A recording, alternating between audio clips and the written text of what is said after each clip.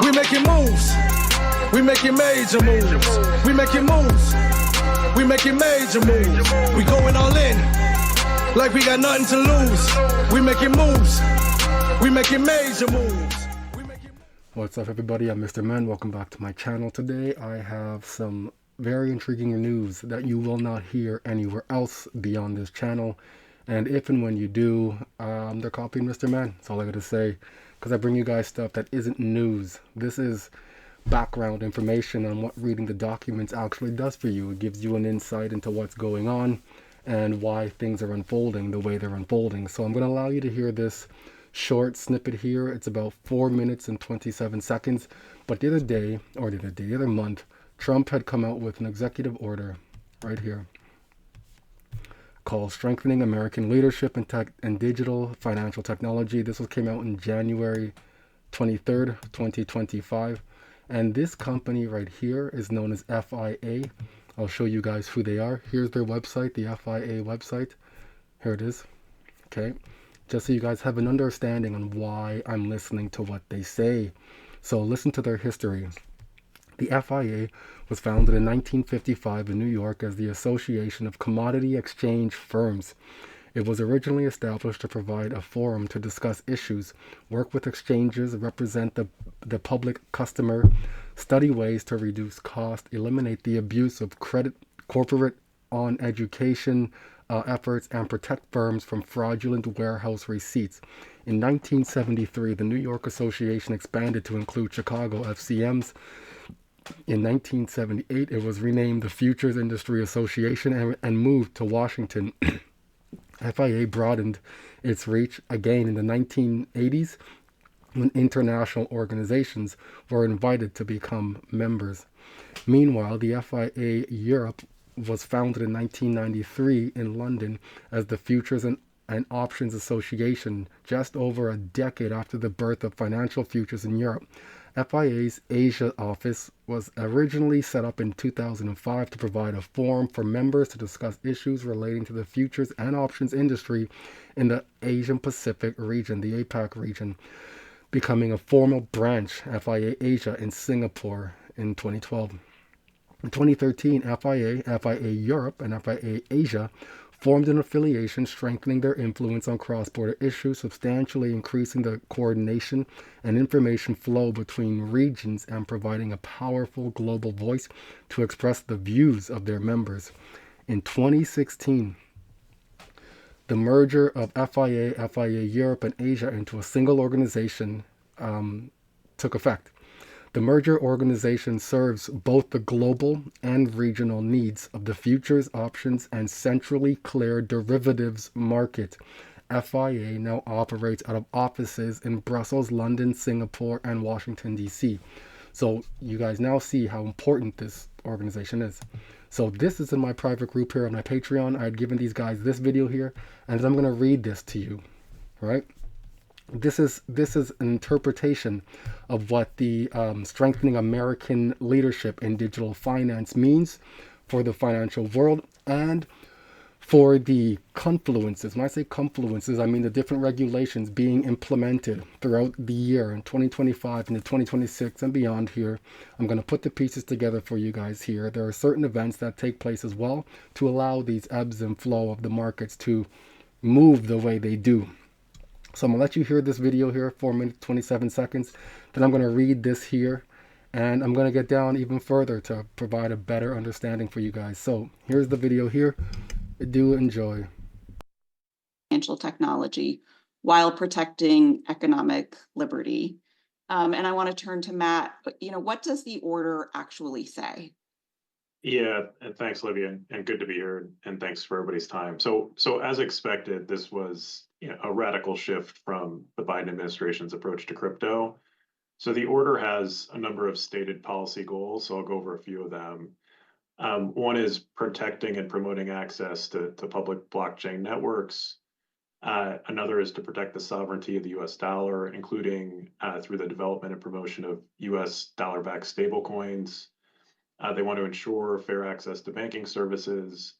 And then kind of the converse of what they want to do is they basically take a hard view against central bank digital currencies, and the order effectively seeks to prohibit either establishing or using those, which is consistent with what we heard during the campaign.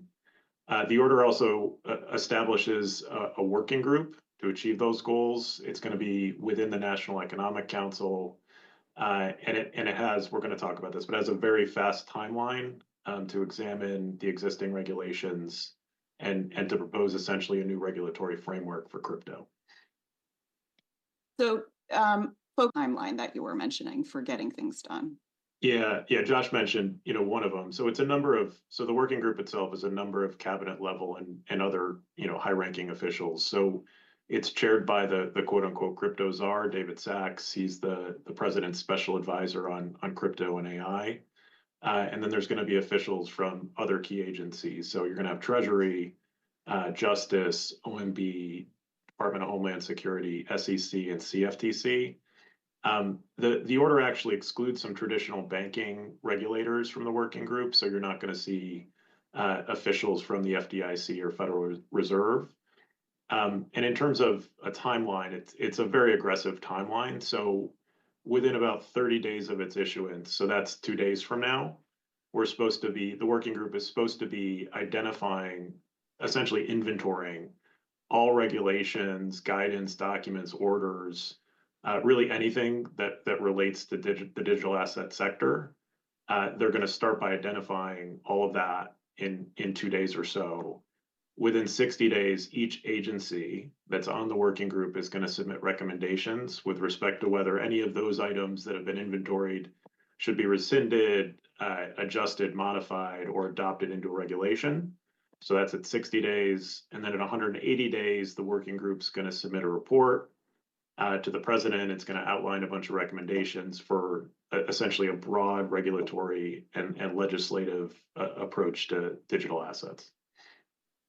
I think what she says, costs and burdens on companies that are still in this space. So although it's obviously a different tone, I think it's not one that suggests there's not going to be some activity here by the SEC.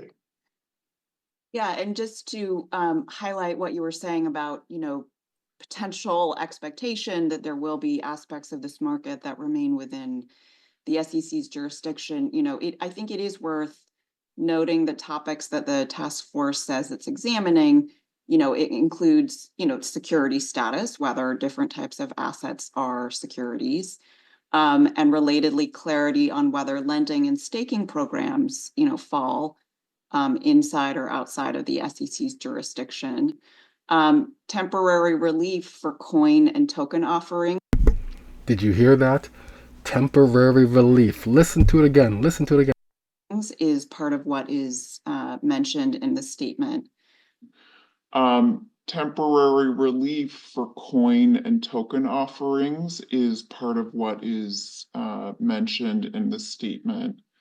And it's possible to read that and the possibility of providing certain exemptive relief for offerings under certain circumstances while requiring certain disclosures as kind of referring to the fact that, there very well could be SEC jurisdiction here.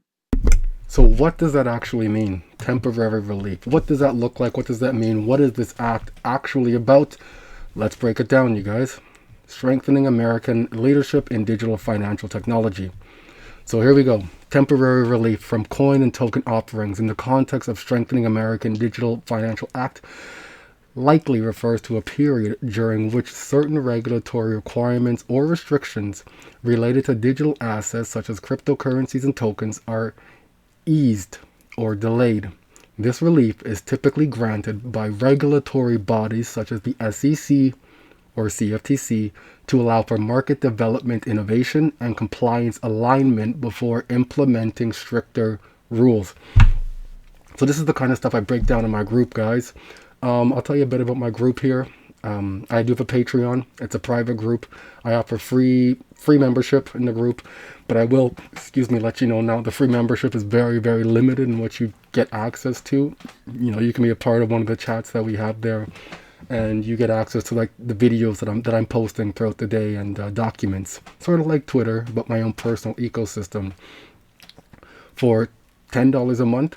I provide, I guess we have more of a connection as a group now. There's way more chats behind the scenes there. It's more relaxed, but there's a lot of action taking place there. On Sundays, I have one of my members actually.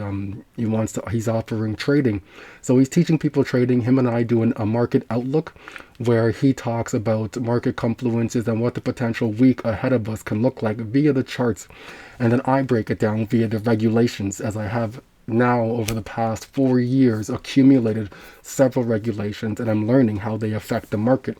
So him and I come together on Sunday and we provide a market outlook on how that could look. I've recognized patterns now within the markets themselves based on regulations, what that can look like in our economy and how the ripple effects look. On Monday we had real estate, one of my group members as well. Him and I were chatting and we're looking to implement real estate within there. I was chatting to another one. We're going to be discussing how to set up your own Airbnbs. Again, should you want to purchase real estate, you buy real estate, buy, renovate, refinance, flip again and keep doing it. Get an Airbnb for cash flow. On Wednesdays, another one of my members offered to do DeFi. So now we have a DeFi ecosystem. Every Wednesday we're doing DeFi as well, where you can learn how to do DeFi. You can learn how to create cash flow to stay afloat. And again, it's just $10 a month. On Fridays, we have a town hall. In these town halls, I bring wealth strategists, I bring wealth preservation individuals, I bring people such as Ray Fuentes, who at the point of his life when he was with Link 2, he's not affiliated with them anymore, but we were given back access to pre-IPO stuff. We were provided with discounts on the IPO platform itself. Ray and I still contact. I do appreciate that guy. I've had Jay Claver on here. I've had T from T's Crypto Spots. We've discussed cybersecurity and a whole bunch of stuff. I've had Alan from the Staples crew. We speak about, he's spoken about trust. I have DeFi King coming through. I've had Nerdy come through. I've still in the process of trying to get my mentor Cypress and Aquaman to come through and to drop some DeFi knowledge as well. I have another individual coming through here to discuss real estate. Like, there's a lot going on in the background here for $10 a month.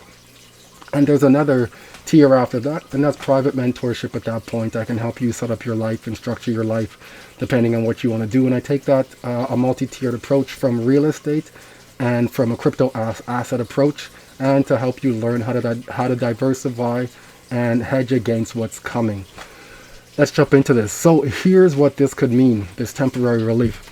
Encouraging innovation. So temporary relief allows projects in the digital finance space to operate without the immediate burden of complex regulatory requirements.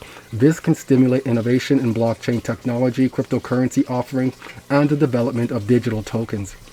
2. Regulatory clarity and transition. So the relief period provides time for both regulators and the industry to adopt new regulations that are being developed, especially under the Strengthening American Digital Financial Act. This helps businesses and investors navigate uncertainties, ensuring that projects can continue to grow while awaiting clearer guidance. Market growth. So during the temporary relief phase, projects can launch and grow without immediate legal hindrances. Right?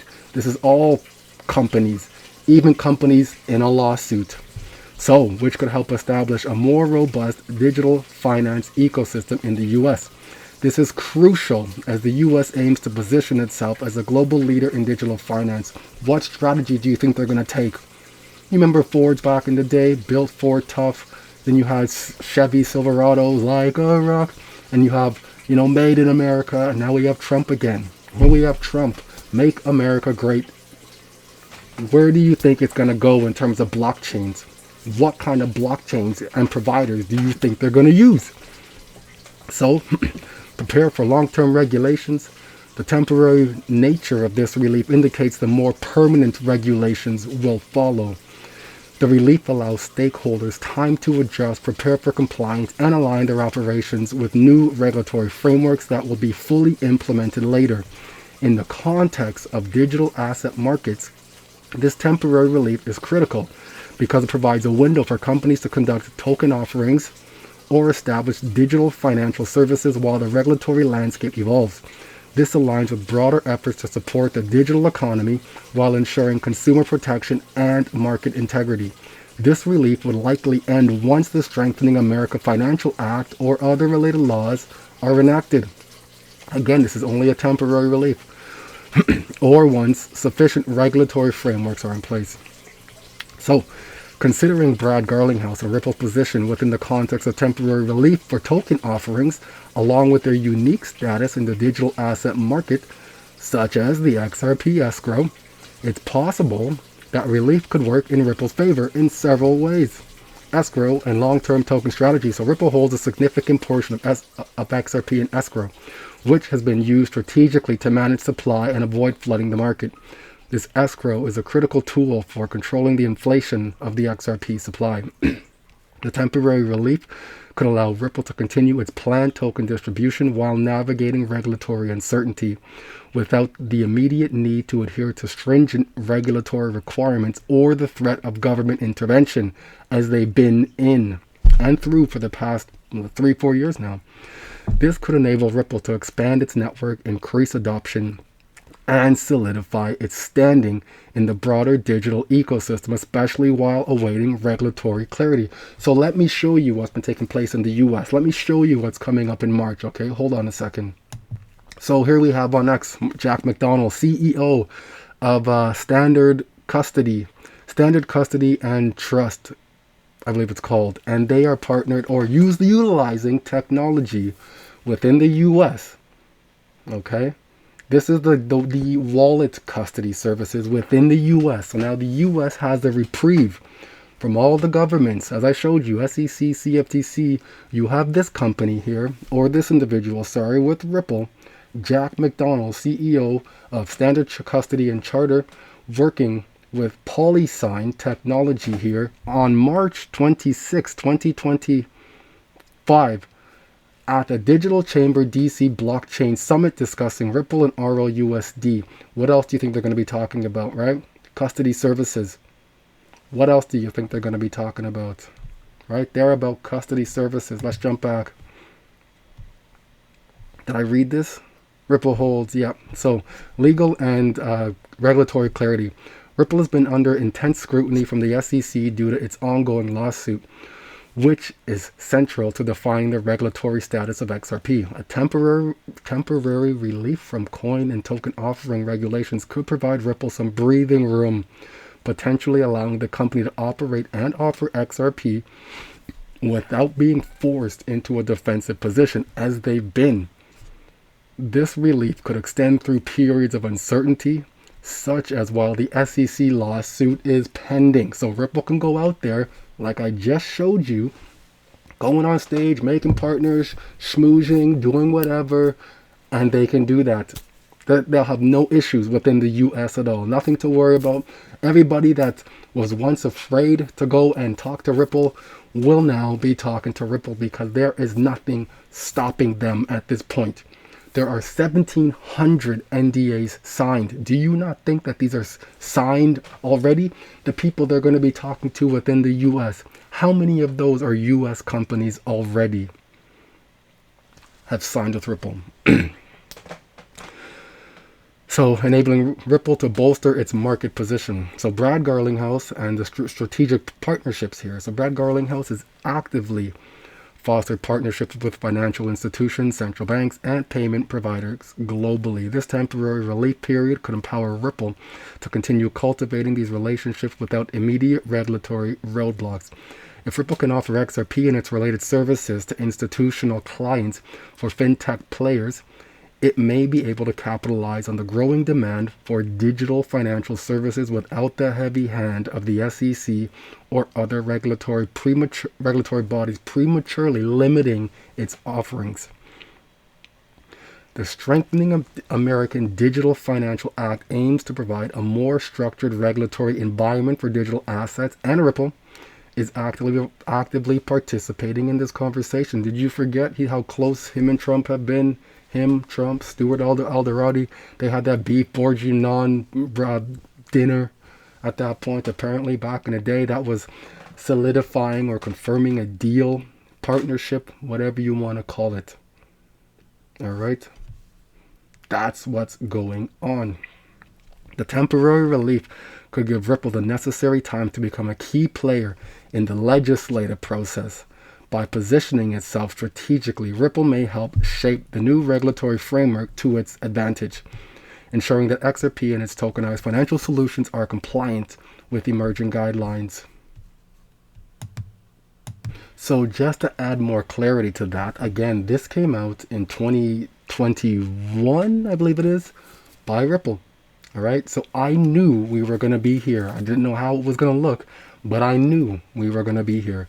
And this is a real approach to cryptocurrency regulation. I used Ripple as my path to where we were going to be sometime in the future. So is this it here? So here it is here. This here. Fostering this type of open dialogue is precisely the aim of the Eliminating Barriers to Innovation Act, which was introduced on a bipartisan basis by House Financial Services Committee ranking member Patrick McHenry. So what it states, which requires the establishment, let me show you where I am, of a collaborative working group consisting of appointees from the Securities and Exchange Commission and the CFTC, as well as representatives from fintech companies, financial firms, small businesses, and this is what passed the House.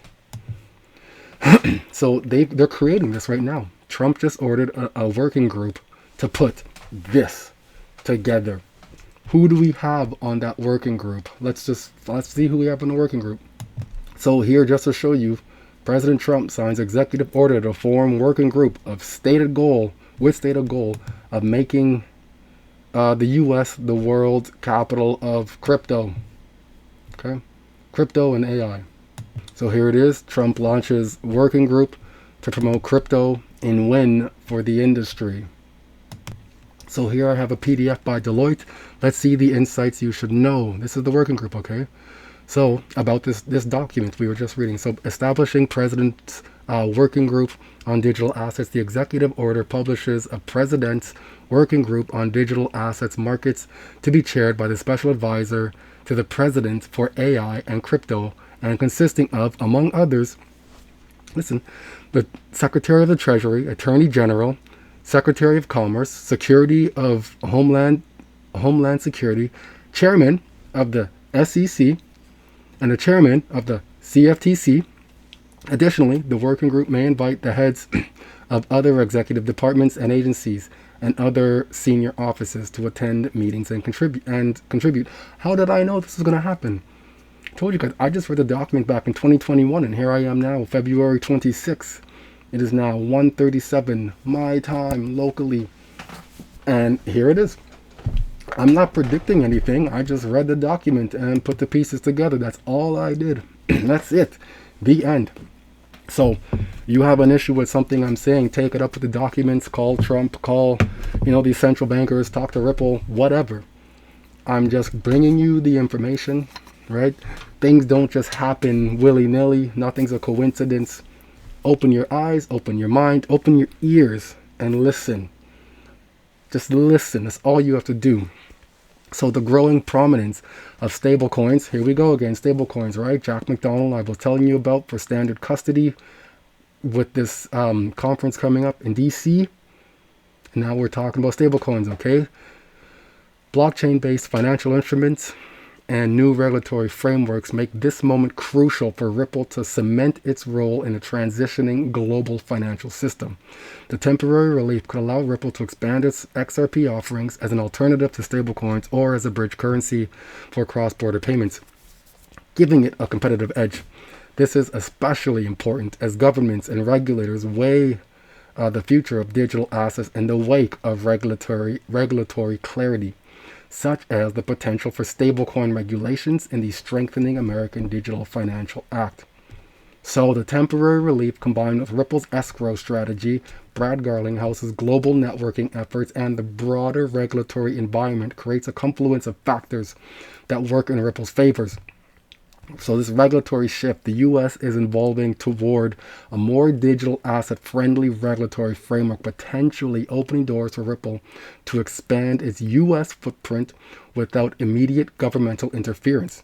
Keep in mind, Zinfin with XDC is also on the cusp of opening up a head office in the US. This isn't just about Ripple.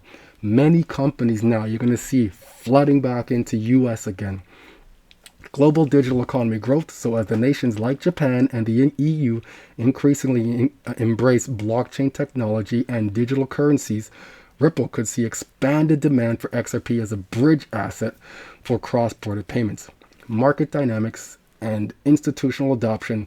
So Ripple's established partnerships with major banks and FIs might allow it to position XRP as a preferred asset for institutional investors, and the relief period provides a window for continued expansion. The temporary relief provides a window of opportunity for Ripple to continue operating, expanding, and potentially winning the regulatory battle in its favor.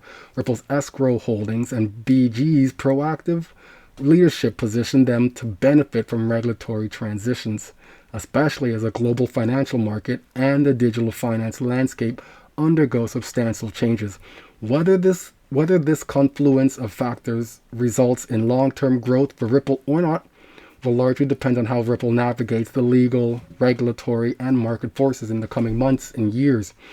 The reliefs allow them time to ensure they remain a dominant player in the evolving digital finance ecosystem. And yes, the window of opportunity has already started for Ripple, especially considering the current developments surrounding digital finance regulations and their ongoing effort.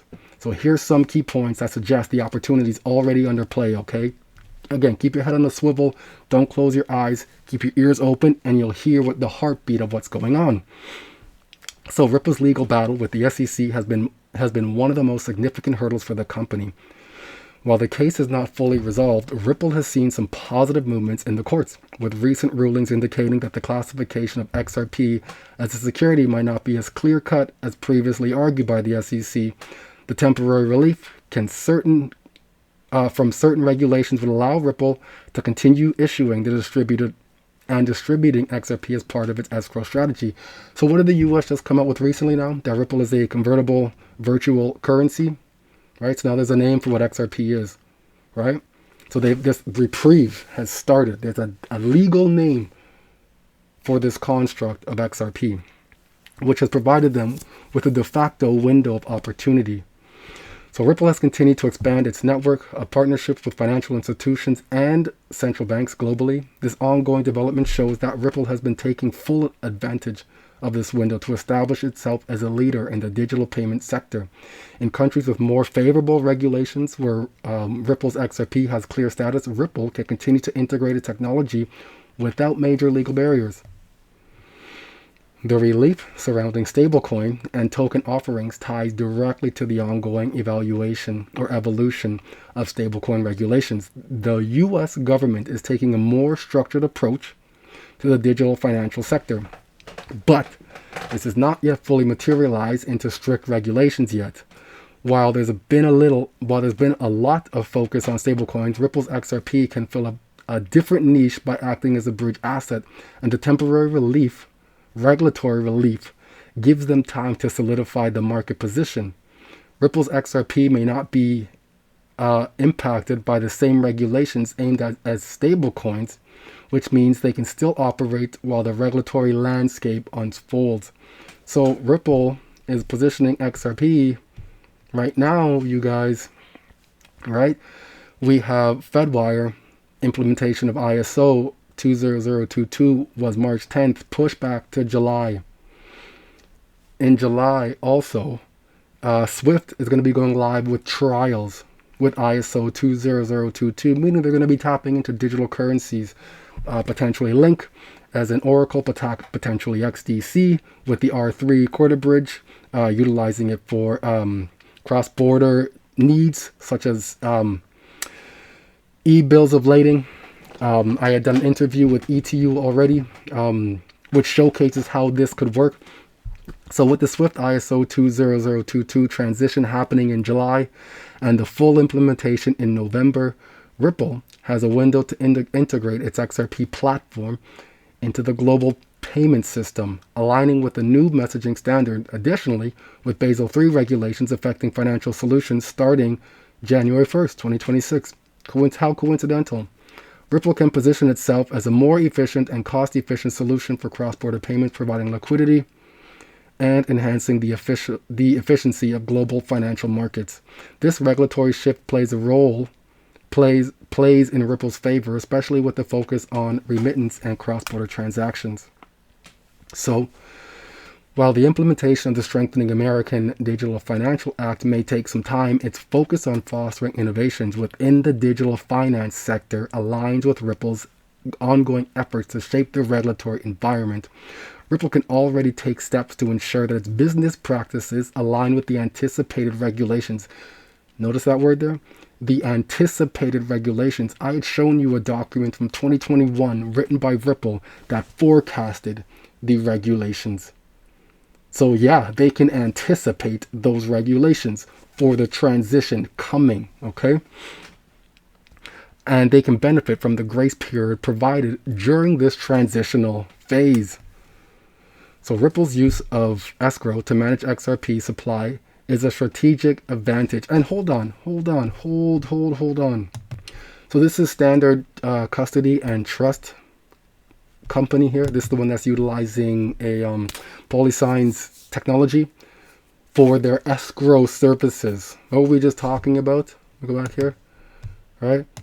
Escrow services here. I'm not sure if they're one and the same or how this works, but your institutional grade digital asset custody solution, Standard Custody, offers secure custody solutions that stand up to the strict regulations and unlock the value of digital assets for institutional investors.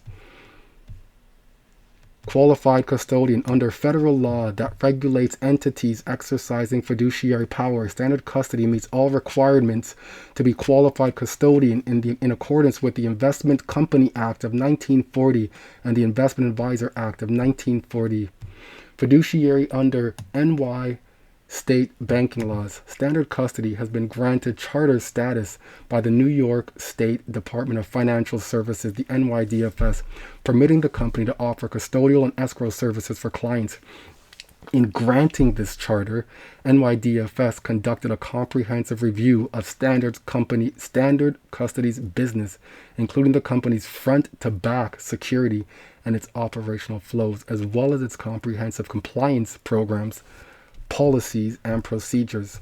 No conflict of interest, segregation of on-chain assets. So, are we talking about one and the same thing here?